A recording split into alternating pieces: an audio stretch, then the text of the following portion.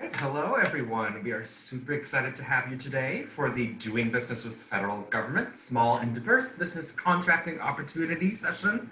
We are so excited to have representatives here from the GSA, the General Services Administration, and I'm very happy to represent the California Asian Chamber of Commerce in partnership with the Minority Business Development Agency Export Center.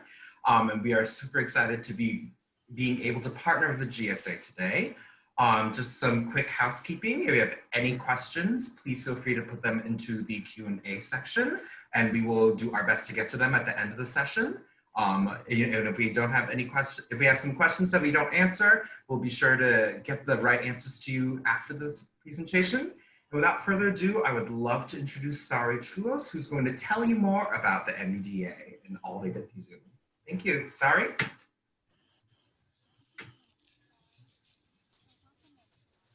I'm sorry, you're a bit faint.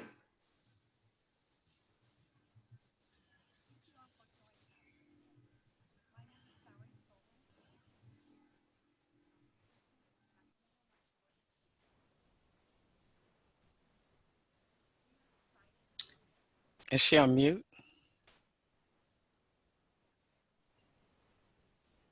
Sorry, we can't really hear you. It's very faint.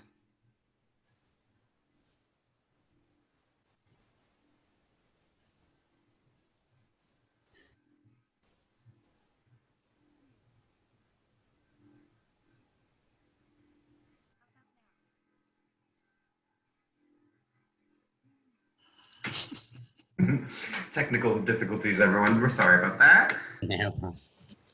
It always happens when you least expect it.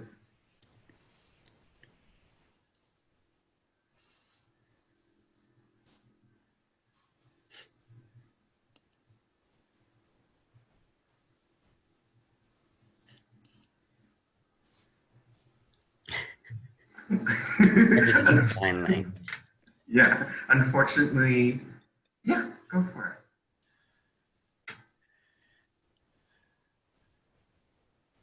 Good morning, everyone. My name is Cassie Fortes. I'm the Program Development Officer who's orchestrating the back end of this webinar. I'd be happy to hop in until Saori can, fix her microphone issues.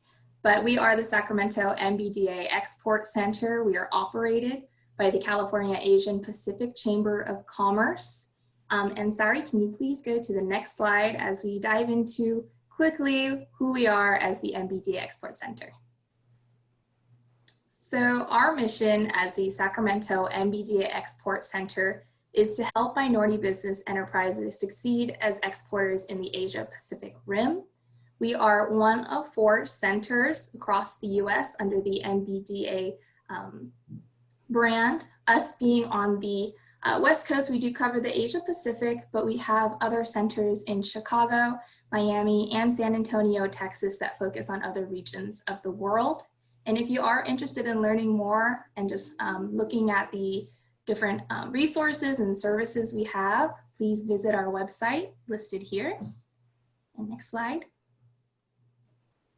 And just to briefly go over some of the areas that we focus on, we do have an export-focused mindset with our clients, but we do know that in order to get there, you do need to have some areas ready to go.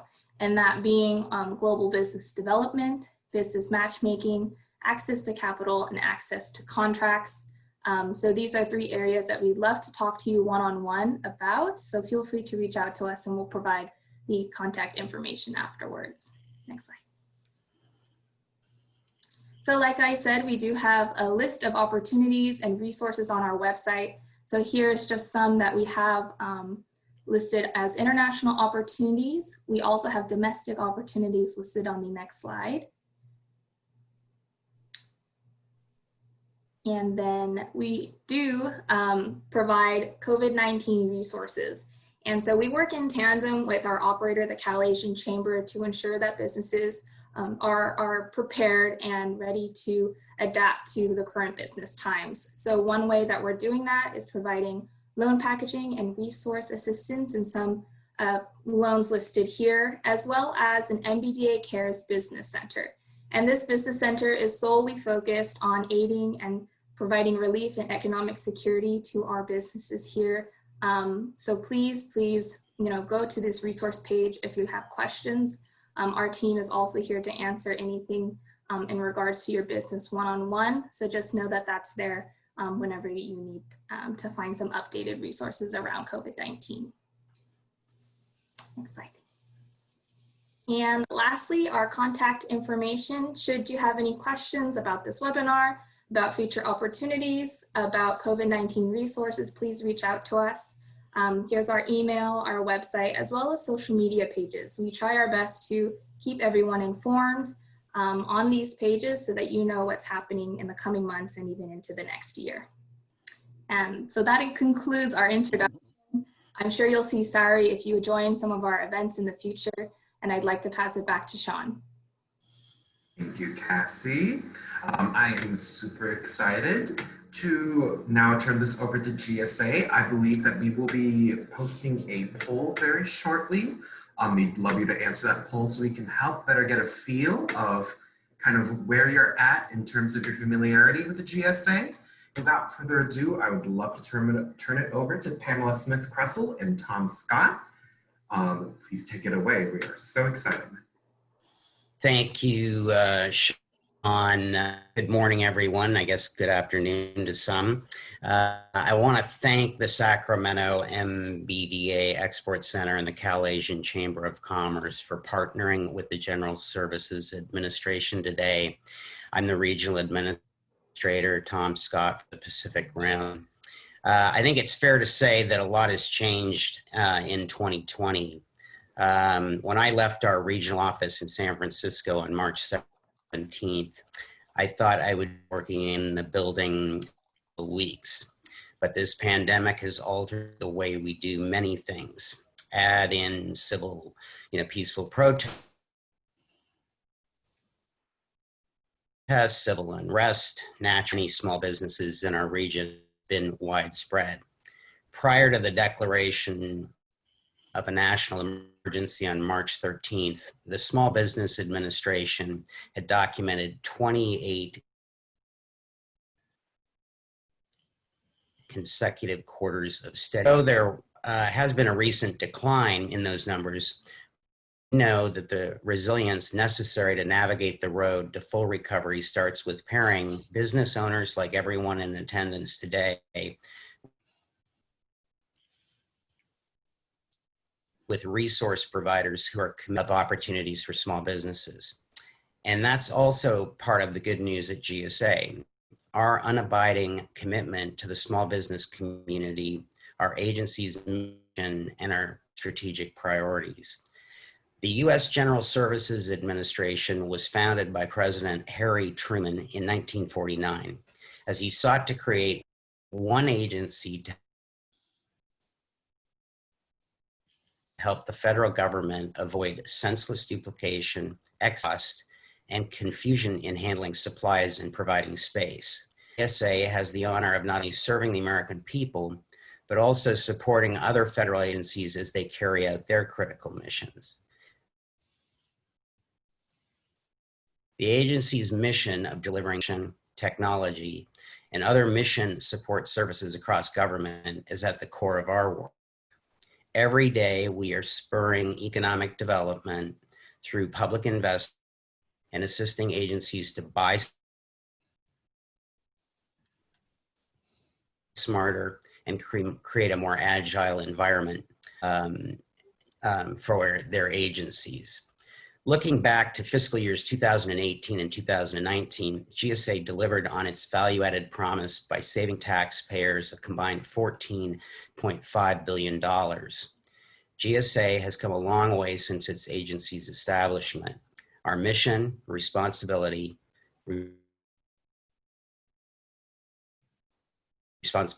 customer base have continually improved our services and offerings. As GSA continues to evolve, we're always striving to achieve our strategic goals.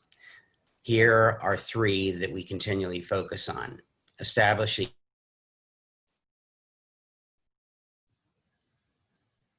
GSA as the premier provider of government improving the way federal agencies buy, build, and use technology, and designing and delivering expanded shared services within GSA and across the federal government to improve performance and save taxpayer money.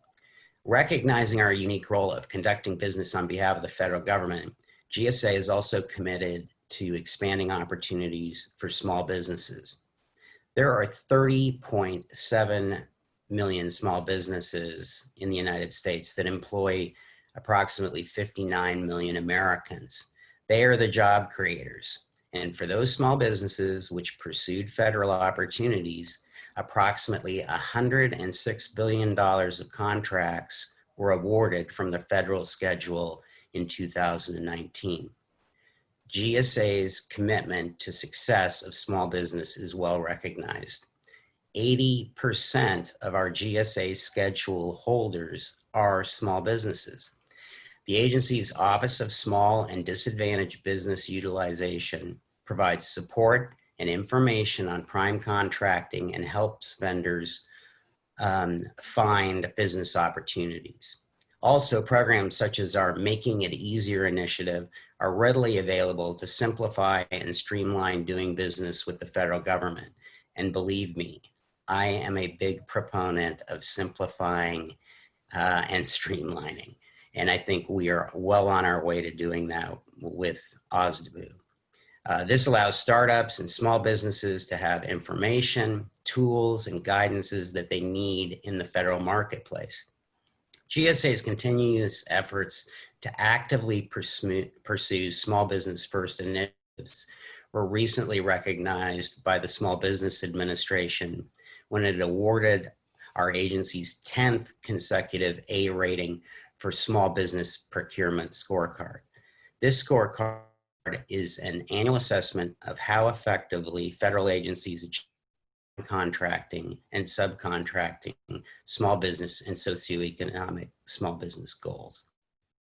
Even during a year that is challenging us with a pandemic, GSA has put several measures into place to continue advancing small businesses, including modification of existing contracts and policies, accelerating payments to small business contractors and subcontractors, and emergency acquisition flexibilities.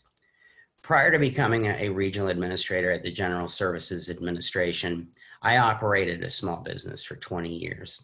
So I'm extremely passionate about small businesses. As I said earlier, they're the job creators. Big businesses can handle it.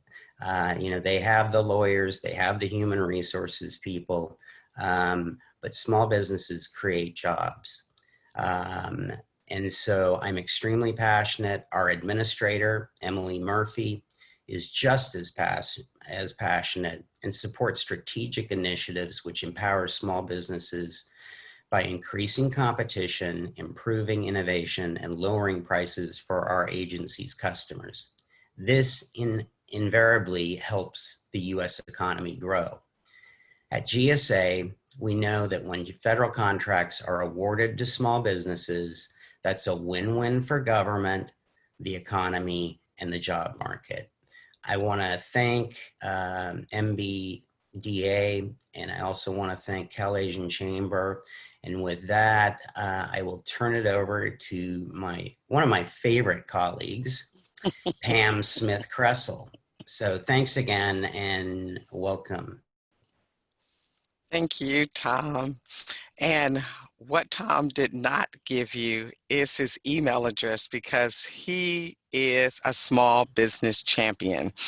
He will give you his email address, his cell phone. So if there is anything you want to know about GSA, Tom is one of those who will go above and beyond in assisting you. So thank you so much, Tom, for that introduction. Today, we're going to go over doing business with the General Services Administration. I have a couple slides that I'm going to be sharing with you. I've also provided a copy of these slides to Sean, who will be providing you a copy after the training session. Understand that during these unprecedented times, the federal government is still doing business. And your question may be, how do you do business with the federal government during these unprecedented times? There are various websites that we have provided for you, and you can see them on the slides. Definitely want to find out the latest information as it relates to the coronavirus. I've also provided you the website for the Center for Disease Control, as well as FEMA information. Now, as far as finding out about the various contracting opportunities that would lie within the federal government, those you would go to beta.sam.gov to be able to find out that information. And the Veterans Administration, as it relates to their schedule program, I provided you information there as well. GSAs respond to COVID-19. We are in, as Tom stated, no one knew that we would not be in the federal buildings, but as GSA, we're the buying agency for the federal government. We put contracts in place for our customer agencies as well as GSA as well. So what GSA has prepared for, who have purchased as it relates to protecting our employees and protecting all of the public that come into our public space as well, and also helping our federal, states, and our local partners meet their day-to-day missions as well. So we have purchased protective gloves, we have purchased gallons of disinfectant, face masks, shields, hand sanitizer, laptops, because we're all working remotely. And these are the items that GSA has provided to the employees as well as our partnering agencies. And so if you're interested in helping the federal government during these unprecedented times, these are items that we will continue to need as we move through this new normal, and ensuring that our employees are protected as well as those that come into the federal buildings, as well as our customer agencies, are these items. And what I have also done was provided you a website that you'll see at the bottom, which gives you an email address for you to send your information if you're interested, and that you can provide to any of these needs. More information on how to do business with the federal government in these unprecedented times is one of the questions that you may ask yourself is, I don't have a GSA number, Pam. How do I do business with the federal government? It's my understanding that you have to be certified, but I'm providing you information here on what you can do without having a GSA schedule or the various contracting vehicles. One, you want to work with your local PTAC. One of the things you're doing is you're working with your local chamber, which is awesome. And that's why we're here, Tom and I are here today, based on your association with your chamber, and working with them to find out how you can develop a GSA schedule offer. Also, you want to ensure that you're registered with sam.gov. Now, SAM is where you would register your company. Now, all of this is free. Your tax dollars have already paid for these services. So it's going to sam.gov, and you would register yourself, and you also want to sign up, as it states, for the Disaster Response Registry. And that would let us know that you're able to respond within 24 to 48 hours in providing goods or services. As well, we want you to monitor beta.sam.gov. And so there you'll be able to find out various opportunities as it relates to federal opportunities as well. And then I'm going to talk about visiting our GSA eLibrary, where you can visit the various scheduled contract holders who have already obtained GSA federal supply schedules, because you can do some type of teaming or partnership with them as well. So in your response, and these are the various changes that GSA has put in place to make it easier for you to do business with the federal government. And so what GSA, and it's as Tom has stated, how we've been working in support with our acquisition workforce to ensure that contracts are being pushed through a lot quicker, a lot easier, to obtain the various types of services and supplies that are needed in a day-to-day environment. What we have also done to help with the major work streams is enabled everyone to work remotely through telework. Now, believe me, through telework, GSA has not missed a beat. We are continuing to do well in meeting our small business goals. We are also meeting our outreach goals as well through various webinar platforms, and also doing matchmaking to allow businesses to talk with our various contracting officers on various needs that are needed. And some of the policy that we have assisted in making it easier is that with some of the class deviations that we have put in place, it allows the accelerated payments to 15 days versus net 30 days. Also, the ceiling has been raised for progress payments, and also the CARES Act and the paid leave. These deviations have also been in place to help with the employees as well. And so we stood up a COVID page 19 on our acquisition gov to make it a lot easier to assist acquisitions and put these in place so that our contracting officers know where to go and how to make their contracting a lot easier. So we've put these various measures in place to help. And so these are some of the key supplies we expect that might be needed. And so I listed them also on the page prior, but cleaning, disinfectant, wipes and soaps, laptops, monitors, keyboards, PPE, we're gonna always utilize those because we want to keep fresh items and not recycling items. We want to be able to also move into the era where we're utilizing touchless conference room technology.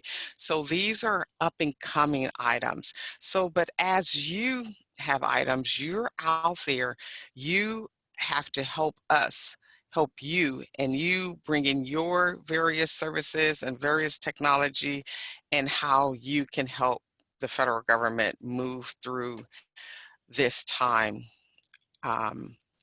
And you have perfect ideas. That's what we love about small businesses, is the fact that you have these niche items. You're so flexible where you're able to bring various products and services to the federal government. And so also key services that might be needed also is screening services,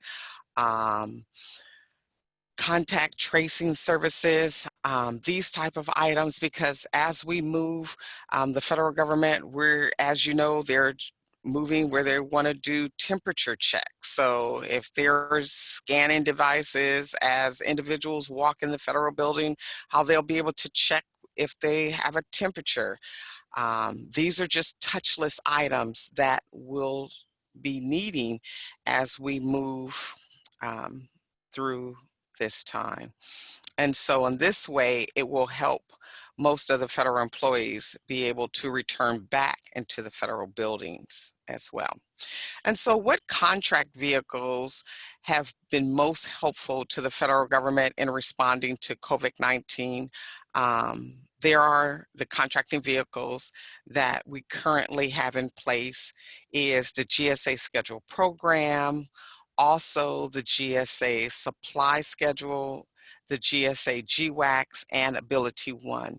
So if this is your first time hearing about these contract opportunities, you're in the right place so that you can learn about them and how to play a part in these various programs as well. So GSA's mission is, it gives you the information who we are, and also Tom indicated it in his introductory, that we are, our job is to help our customers meet their day-to-day needs as well. And we do it through two buy-in lines. We do it through PBS, which is our public building service, and we do it through FAST, which is our federal acquisition service.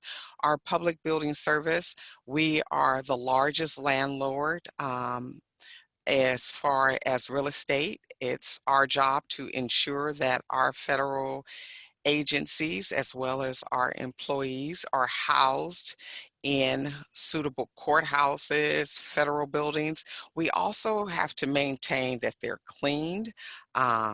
We have to make sure that they're secure. And so these are just some of the items that the public building service. Also, we do construction. We construct federal courthouses. That's when budget allows us, and we get appropriated. We're building, but we're also responsible for the technology upkeep in those buildings as well, not only to our employees, but our tenants as well. And through the federal acquisition services, we provide a vast number of commercial products and services. And that's where our GSA Federal Supply Schedule comes in. That's where our GSA Global Supply comes in. That's where also our GWACs, and our GWACs are our government-wide agency contracts. And those are our information technology contracts. Now, through each of these various contracts, we have statutory goals. And so it's the Office of Small Business Utilization that is within GSA is the one who is responsible to ensuring that GSA meets their statutory goals that has been passed down by the SBA. And so I work for GSA, but I'm also always called on by the various contracting officers as the SBA person. They refer to me as the small business, small and disadvantaged business utilization. And so we are the compliance officers to when any contract that is not set aside for a small business, it comes to our office. So they will be either submitting a subcontracting plan, and within that subcontracting plan showing us how small businesses will be a part of that contract, or they will be showing us how small businesses can be, we can do a partial set aside of a particular contract. But you don't have to do and to find out this information alone. That's why you have the Office of Small Business Utilization. But GSA is just one of the many federal agencies that are out there. But all of the federal agency all have an Office of Small Business Utilization.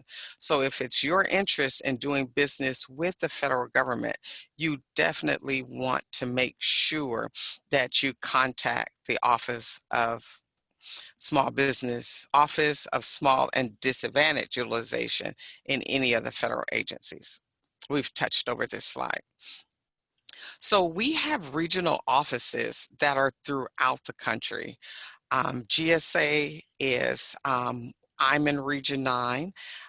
Region 9 encompass Arizona, California, Hawaii, and Nevada, and Asian Pacific. All of Asian Pacific is what Region 9. But it's my understanding that it's not only Pacific Rim that is invited to this call, but the Sacramento MBDA has clients across the country. So what I have also provided is a listing of each of my regional counterparts that are across the country for you to be able to contact them. I provided you their name, their email, and their telephone number, where you're able to contact them to find out the various types of contracting opportunities that are available, and also webinars that are available in the area in which you reside. And so there are 11 regions, and I've posted the information for each of the region. As I stated, I'm located in Region 9, and in Region 9, there are 3 small business specialists, Anthony Caruso, Lori Falkenstrom, and myself work out of the Region 9 office. And you'll have access to each of us through email as well as telephone. So in doing business with the federal government, one of the things that is so important is that you do your homework. Now, when I'm saying doing your homework, you want to make sure the type of product or service that your company provides, that the federal government purchase it. So you want to do your research. You want to analyze how much, where, when they're buying these types of products or service, and you want to plan. You want to make sure that if you see a pattern of when these products and services are being purchased, then you want to make sure that you submit your offers appropriately. And so by going to our various websites that I'm going to show you, you can find out the budgetary information. You can identify who the key players are, the upcoming opportunity, every agency, as well as our prime contractors. Remember, I indicated that when a opportunity is awarded to a large business, then that large business has to subcontract opportunities. They have to further subcontract that, those opportunities. And so therefore you'll have subcontracting opportunities. And they also have small business goals as well. And so then you want to find out who your competition is, because in some cases, your competition may become your partner when you're going after larger scale projects. So in marketing to the federal government, it's important to conduct the market research, identify those target agencies. And so I would say 3 to 5 agencies is who you'll be targeting when you're looking to do business with the federal government. Now, after targeting that agency, definitely you want to follow up with the small business specialists in that agency as well. You want to develop a strategic plan. Right, if you don't plan, you plan to fail. And so by you putting together a strategic business plan, it'll give you your roadmap on how you plan to do business with the federal government. Now remember, when you get on that super highway, the internet, you can get lost, you can get sidetracked, and you'll need something as a guideline. And that strategic business plan will keep you direct and keep you in line with what you plan to do. So in developing a marketing strategy and refining your approach. So these are some tools that you're going to utilize in marketing to the federal government. So in your market, you're going to use the data to develop target business strategies. You're going to choose the right events to attend. Yesterday, Tom and I had 3 days of participating in the Navy Gold Coast, which was a 3-day virtual conference. It was a wonderful conference. And what was so excellent about it, it was done via Zoom, and the businesses had raving reviews on how they enjoyed attending a virtual conference. They indicated, I don't have to wait in line to talk with you. I just simply made an appointment. I don't have to worry about my conversations spilling over into other businesses' conversations. They talked about how they appreciated the one-on-one private conversations that they were able to have, and they were able to sit at their desk in their office, at their homes, and listen to presentations that were made, and they were able to write down the information. And so they just said they found it so beneficial. And so in using the various electronic tools to conduct research and know which agencies' forecast to utilize. And GSA has a forecast, and our forecast, I call it our wish list. It lets you know what we're looking to purchase or procure in any particular quarter. We're coming to this month, we'll be ending our fiscal year, and we'll be starting fiscal year 2020. So every October 1st, it's Happy New Year's. It's only in the federal government I get to celebrate 2 New Years, January 1st as the new year of the calendar, but October 1st is our new calendar year, a fiscal year, where the federal government has appropriated new monies to spend. And right now we're in the month of September, so we're spending money. And we're aligning up to procure those various procurements that we needed during FY 2020. And also, it's very effective. So one of the tools to conduct market research is the Federal Procurement Data System, Next Generation. And I have the email that's listed at the bottom. It's www.fpds.gov.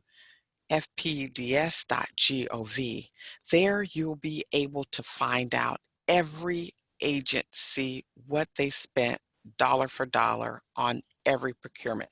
Those procurements mostly that are listed are mostly over $25,000 there. But you'll be able to do your market research. You'll be able to find out which agency purchased what products and service. There's an easy search where you can just type in your NAICS code. How about this? You just type in the description of your product or service. It will give you data. Or what if you know a business that's already doing business with the federal government and you want to know how they're doing and who their clients are? Because it's all federal dollars, this is all visible information for you to download and to identify the various opportunities within the federal government. And so the data is input from the various contracting officers as the procurements are awarded and completed. Another tool you can utilize to conduct market research is usaspending.gov. Now, going to this website, you'll be able to find out about budget functions. Remember, I talked about budgetary. You're able to go to see when it was appropriated, the agency that spent the various money and also the object class of the functionality of that particular. So you have all this information at your fingertips to be able to identify how to do business with the federal government. You can also find out data on federal grants, contracts, loans, and other financial assistance. Because these are our tax dollars, you have access to them. So I spoke about earlier the forecast of contract opportunity. Back in March of 2016, GSA launched its forecast of contract opportunity. And believe me, it has been one of the best procurement where you're able to go and find contract opportunities. It's made my job so much easier because, of course, I'm constantly getting email. What type of opportunities does GSA have? I direct them directly to the forecast of contract opportunity. But not only is it GSA, but we have 4 other agencies who have joined us in posting their forecast of opportunities. There on this page, you're able to do searches by NAICS code. You can do searches by place of performance. You can do searches by descriptions, and you're able to have this information. It gives you not only the opportunity, but it identifies who the contracting officer is, and it also lists the small business specialist. So if there's an opportunity that you see and you have questions in regards to it, always email the contracting officer and CC, carbon copy, the small business specialist so we can make sure that they are following through in answering your question when you identify various opportunities that you're interested in submitting offers. Next is GSA eLibrary. The GSA eLibrary is where you go to find out all the products and services that GSA puts in have contract opportunities. I was looking in the pre-questions. One of the questions someone was asking, do they buy wine? Now remember, GSA, we're buying items that are needed in a day-to-day operation. How can we provide you products and services to get your job done in a day-to-day? We're providing them federal buildings. We are providing them clean space. We're also responsible for construction. We're responsible for the IT. Also, there are contracts for law enforcement. Also, we're responsible for the travel and the transportation of getting products and to certain places. So the Schedule E Library is where you would go to find out who currently provides these products or services to the federal government, and how can you be listed as a preferred vendor to provide these products and services to the federal government. And so it's the GSA multiple award schedule is what you would apply for to have your products and services listed so that the federal agencies will be able to buy from you. Once you identify them through the Schedule E Library, it's the multiple award schedule that you would download, submit your offer to GSA. If if your product is or service is advantageous to the federal government, they'll award you a contract. That contract is a 5-year contract with 3 5-year options. So you're actually looking at a 20-year contract. And so there is a minimum that you have to do $25,000 a year in sales to the federal government and their local partners as well. And we also have the GSA Advantage, which is like our online Amazon, how the federal government will contact you when they're looking to procure these products and services.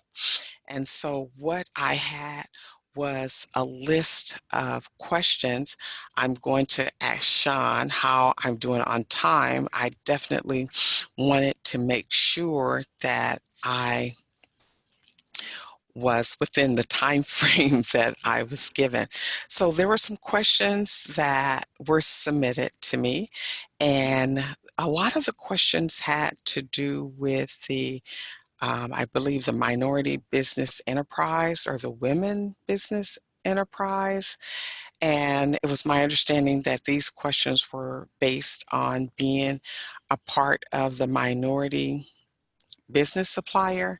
So the federal government, we have our own certification. So if you're a woman-owned business, you would apply for a woman-owned business. A lot of them are self-certification.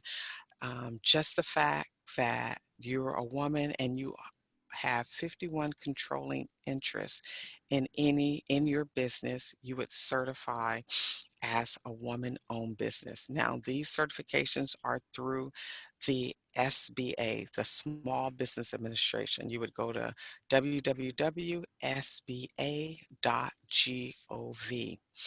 and you're able to go through your women own business certification. You also have Hub Zone certification. Hub Zone certification is stating that your business resides in a business where unemployment is high. Right now, that's everywhere. Everywhere. But it's really, but it's really based on where the Census Bureau would have identified these areas. And also you can sign up for 8A. Now, an 8A would be that you would have to show how you've been socially or economically disadvantaged. And the majority of our contracts are utilized through the 8A program. So I guess that would be equivalent to the MBE program, the Minority Business Enterprise. Ours is the 8A program, and it's a program that you would sign up for, and it's a 9-year program, and the federal government actually walks you through contracts. So for the first 5 years, the federal government assists you in assigning contracts to you. The last 4 years of the program, they allow you to compete and for you to be in position that then when after the program is over that you're able to compete for your own contracts. But the 8A program, but prior to being allowed to enter the 8A program, you would already have to be in business 2 years. Also, we have the Veterans Owns program. So the Veteran Owned program, you would have to have served in the military, and we have the Service Disabled Veteran Owned Business program. And so that's through the SBA as well. And it's submitting your DD-50 just to show that you have served.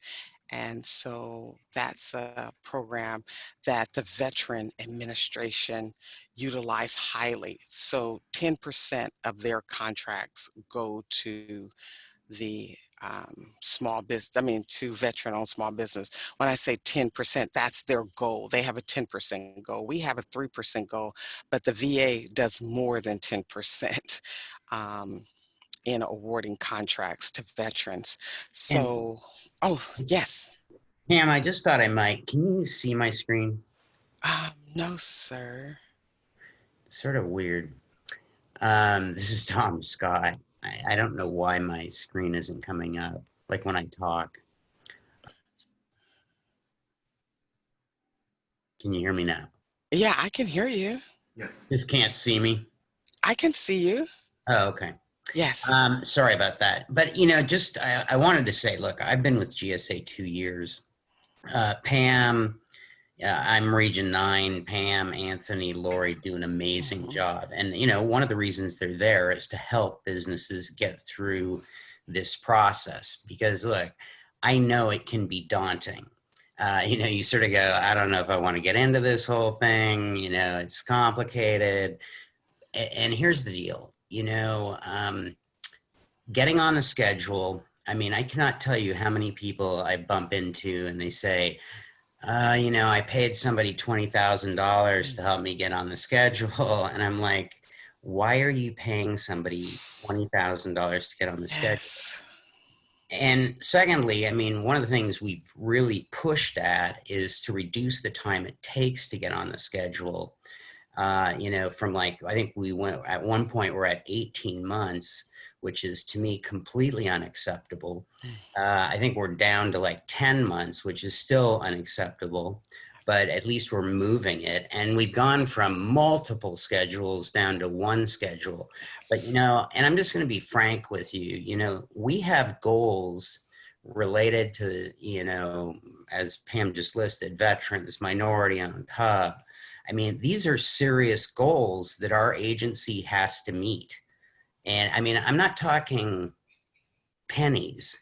I am talking millions of dollars in contracts specifically focused to the minority community, veterans hub. And so, look, having been in the small business world and been a state executive with a trade association specifically related to small businesses, the growth, especially like take California, women-owned, Asian, Hispanic.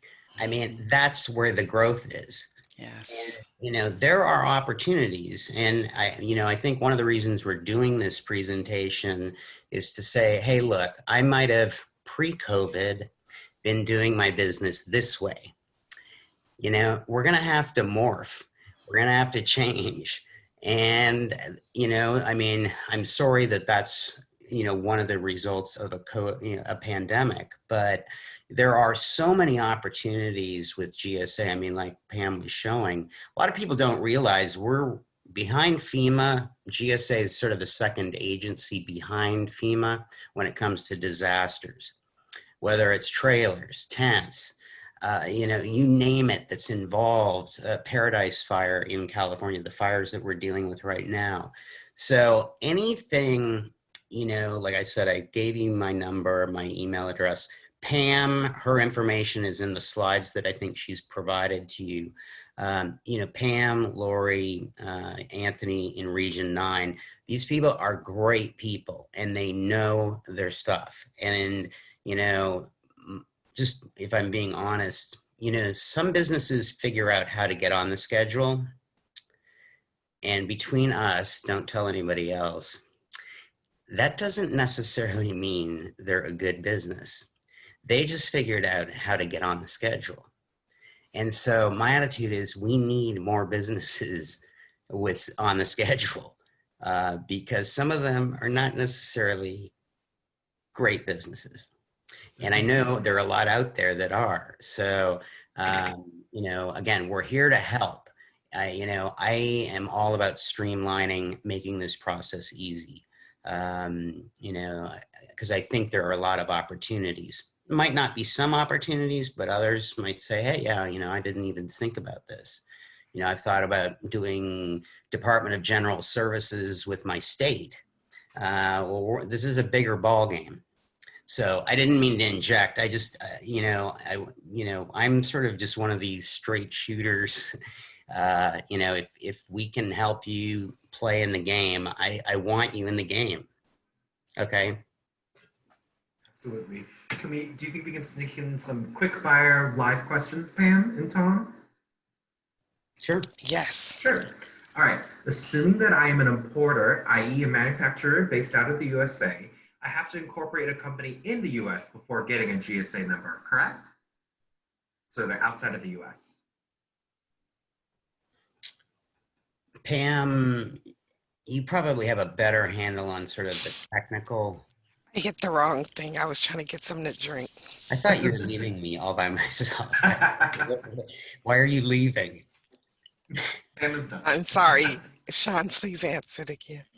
Yes. Assuming that I am an importer, i.e. a manufacturer based outside of the US, I have to incorporate a company in the US before getting a GSA number, right? No. You don't have to be, excuse me, I drank something that went down the wrong pipe. So if you go and look on the GSA schedule, you'll see businesses that are in Canada, located in various designated countries that with the TAA, with the Trade Agreement Act. And so it's going to the multiple award schedule, identifying that you are within our designated trade agreement act, and you can be awarded a GSA schedule. Perfect. We've kind of covered this, but maybe just a really brief answer recap. What is the advantage of having a GSA schedule versus applying for contracts via beta.gov without a GSA schedule? Well, the difference is if that company, if that agency has GSA dollars that they need to spend, they can award that contract a lot easier than going open market. If they're going open market, they first of all have to justify why aren't they utilizing the GSA schedule. Gotcha. And so it makes the process a lot easier, a lot smoother, unless you're utilizing one of the SBA vehicles like the 8A. So that's the only time, or one of the GWACs, the government-wide agency contract, because they can apply for OASIS, you know, other than having the schedule. So there are other contracting vehicles that they can utilize outside of having a schedule. And I think one of the other really good things that we've been doing is, you know, once you get on the schedule, and Pam, correct me if I'm wrong, but Pam and her counterparts throughout the nation have put, you know, are doing these matchmaking events, Yes. which puts you in front of the people that are making these decisions on these contracts. Yes. And I mean, I think it's fair to say that if you know a name of somebody that's deep within the bowels of government, you are ahead of the game. Because most people in government, you know, like, I mean, it's that old line about the IRS, you know, it's like they don't want you to know where they are, or there's a phone number internally. But, you know, Pam is doing it and setting up these matchmaking events where you know, will have a face that you can, you know, and a phone number that you can go to. And, you know, these matchmaking events have been really great, I think, not only for the contracting officers, but also just for the businesses, because they're like, you know, I don't even know if this is for me. And so I think it's been helpful. So that's another benefit, these matchmaking events, which we do multiple matchmaking events. Great. So I think we have time for maybe a couple more questions. Here's Oh, another awesome. one. I got What my is the throat clear. I just got some water, so I'm doing Perfect. good now. I can talk. What is the order in which one should go about getting a contract? Is getting on the GSA schedule the first thing? Is there a roadmap? And I think we kind of Yes. covered Oh it. my God. Wonderful question. Yes, there is a roadmap. And when you go to GSA, go to gsa.gov and type in roadmap. And it takes you through, because prior to getting on the GSA federal supply schedule, there are some training classes. Everyone has to go back to school. And so there's Pathway to Success. That's the first training you'll have to take. Then you'll have to take the readiness assessment test. So after taking out those 2 trainings, just to ensure that you understand the government terminology. And that's what those training classes are. And so you have to pass them, because after you complete them, though, that's what you'll be submitting with your offer that you'll be submitting to GSA. And so, yes, there is a pathway to success, a roadmap. So thank you for asking that question. And I would say that once you're on the schedule, like, the key thing is people get on the schedule and they just sort of think that, you know, people with, you know, trucks will sort of appear at the front of their businesses with these contracts and money. And it's like, no, I mean, you really have to market yourself. Yes. And, you know, that's the other key to this. I mean, you know, but it's like in anything. I mean, you're marketing your business. I mean, Yes. you know, you have to market it and sort of choose, like, the Navy Gold Coast Small Business Conference, which is heavy Department of the Navy. Yeah. But, you know, that marketing is also a key element. Great. Just one more. Success stories from MBWE businesses in the area. I think they would love to hear a success story so they can aspire. So, success story. I can talk. So I've been with GSA a minute. They took me right out of primary school. I've been with GSA for 30 years. Wow. And through my tenure, I did too. I have watched small businesses come in and flourish once they've obtained a federal contract. But it took them some time. They weren't able to just run right in and get a contract. I always state, if this is your very first time hearing about GSA, that it can take up to 2 years before you actually land your first contract. But don't be dismayed, because once you are a part of the federal family, I always say they use you till they use you up. So it gives you time for your business to grow, their business development through the SBA program.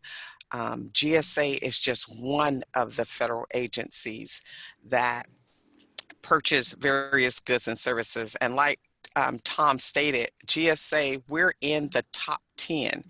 And the top 10, we're spending billions of dollars in federal contracts. So that's why it behooves you to follow the money, do your market research, identify what federal agencies are buying various products and service, and do your market plan to your business plan to create a strategic plan and finding out how to do business with the federal government. Did you have something, Tom? I'm sorry.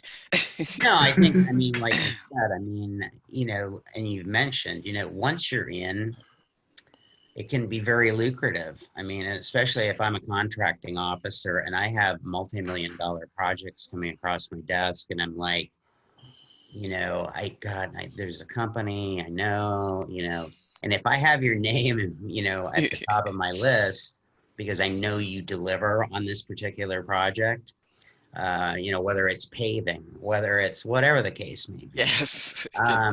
I think that's, these are 5-year, contract type situations where you can have a steady flow. So I think it's just getting in the front effort, like with everything, it takes, a little effort. I mean, I don't like having to go back to class and take classes and having to pass tests, but okay, if it means potentially opening my business to millions in contracts, I'm willing to give it a shot. So, and Pam, like I said, her office and her counterparts are very helpful. I mean, that's why they're there, is to help small businesses. Okay, I think we have to wrap up, unfortunately. We could spend all day answering these questions. Just one small plug we'd like to make for Cal Asian. We are having a webinar next week on Wednesday, September 9th, and it's going to be how disaster loans will impact your business tax strategy and planning.